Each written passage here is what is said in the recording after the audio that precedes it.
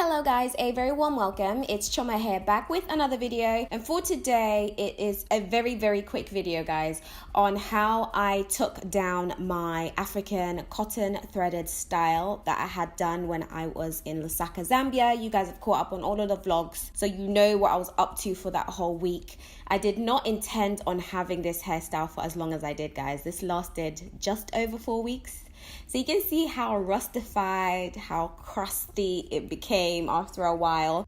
To be fair, it kept quite well. It wasn't a noticeable mess to where I was like, I need to get this out. And then time and getting back into the swing of things when I got back. So it was actually convenient that I had this style, but my gosh, was it ready to be taken out just over a month. Like my hair was just needing some kind of breather, some kind of wash. Because the whole time I didn't actually wash my hair. I didn't do the dry washes or whatever people do, because I feel like with the thread it would have just been more complicated than it needed to be, so I just left it alone. So this is a quick video just showing you guys how I'm taking them down, and also an opportunity to just chat a bit because it's been a minute, right? So to be able to start, I grab my little shear scissors that I use for trimming my hair, and they're quite handy to be able to get into corners and bits, especially in the cotton, that are tucked in quite well, to actually be able to help me along the way. Ideally guys, when you're taking down a protective style such as African thread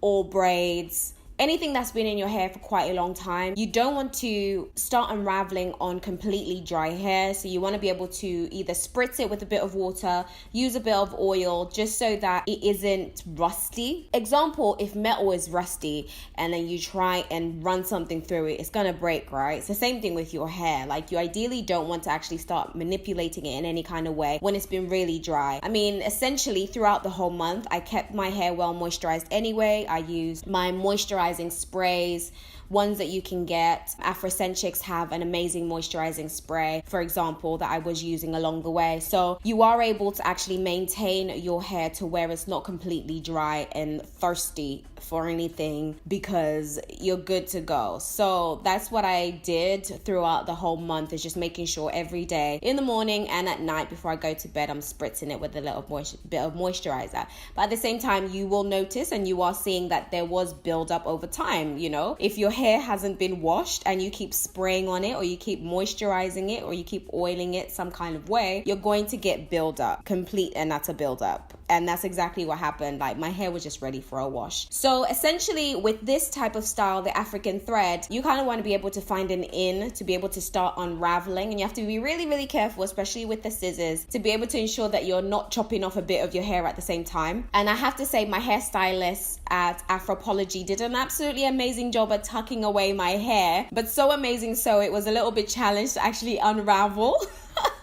It was still very much intact in terms of the cotton thread, guys. She was on point with it. So I had to just delicately just try and find places where I could find an in to be able to start unraveling, cutting where I could. And, the shear scissors are helpful with that because they're made to, cut hair. And so the ends are quite thin and are able to get into places that I would say standard scissors wouldn't be able to get into. So they're really quite handy for that, for me to be able to actually, help me out to be able to unravel. But I have to say, guys, this was an amazing protective style. It was a great way for me to be able to look at my retention for my hair, just be able to gauge how well my hair is growing along the way, because every time I'm styling it, if I have a wash day during the week, it's a lot harder to actually be able to measure how well your hair is growing. So being able to put it in a protective style such as this African threaded style, it actually gave me a great measure of where my hair is, especially at the unraveling process, just where my hair is and how far it has come. Of course, you guys know I'm not really paying attention to hair growth. The most important part is having healthy hair. And along the way, you will be able to see that the more that your hair retains the length and it continues growing, retaining the length, your hair is naturally going to grow. But there's not going to be obsessive about, oh my gosh, I've got this challenge, I'm going to try and get my hair my back by this set amount of time. Guys, I'm just living life and trying to enjoy it and just trying to have as healthy hair as possible. It's 4C kinky coils, and hopefully I'm giving you guys an example of, you know, just how to maintain it and how to just kind of embrace it and own it. Most of all, it's on your head. You have to own every single piece of you, because that's what God made. That's how he made you. You just have to be able to own every piece. Even your imperfections make you perfect. Okay, guys?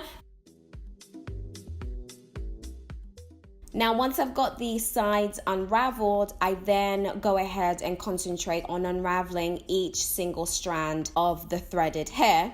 And what I do is carefully, starting from the ends, guys, as you can see, starting from the ends, I kind of find the knot where it was tied in. And you have to be careful when you're pulling a little bit on this so that you don't pull or yank your hair out.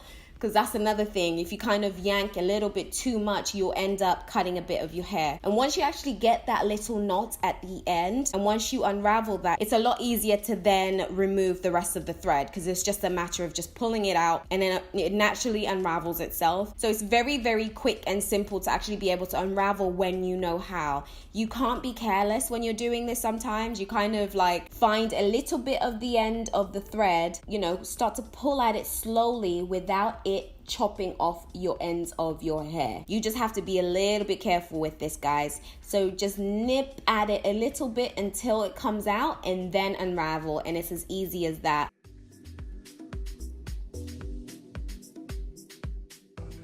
And then once I'm happy that I've removed all the cotton thread from every single strand, I then go ahead and start separating each single strand. If need be, continue to wet the hair with a, you know, spray bottle, or add a little bit of oil to your hands, just so that your hands aren't completely dry when you're doing this, guys. Making sure that your hair is as moisturized as possible while you're unraveling. You just have to be careful. That's all it is. And it's a very, very simple process, guys, in terms of unraveling your hair out of African threads, as you can see.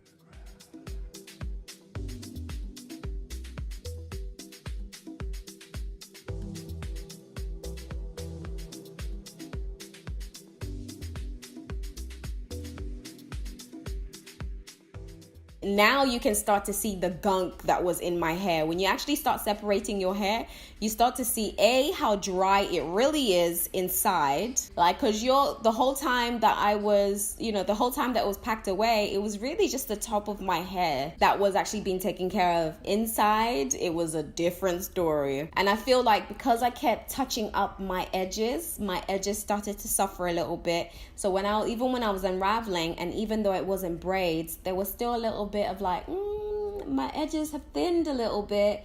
And that's because I kept going in with the edge control every so often, trying to look cute. And this is what happens, guys. A, when you have something in for a little bit longer than it needed to be in.